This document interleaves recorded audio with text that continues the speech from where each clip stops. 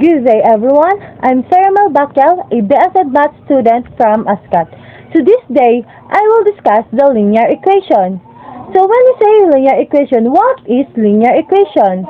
So linear equation is an algebraic equation in which each term is either a constant or a product of a constant and a single variable, and where the highest power of a variable is 1. So here we have two examples. So first one is 2x plus 3 is equal to 7, and the next one is 5x plus 4 is equals to 19. Now let's start with the problem number 1. So our problem number 1 here is 2x plus 3 is equals to 7. So to find the answer, subtract 3 from both sides of the equation to isolate the term with x.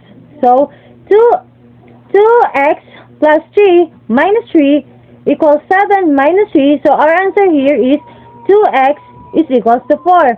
Then divide both sides by 2. That's why 2 divide 2x na lang nabilin. Then 4 divide 2 is equals to 2. That's why our answer here is x is equals to 2.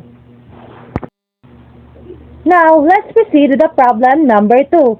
So our problem is 5x plus 4 is equals to 19. So subtract 4 for both sides. So same as what we did from the problem number 1. So now 5x plus 4 minus 4 is equals to 19 minus 4. So our answer here is 5x is equals to 15. Then divide both sides by 5. That's why our answer here is x is equals to 3. So our x is 3. So that's all for today, guys. I hope you enjoy my videos. Bye!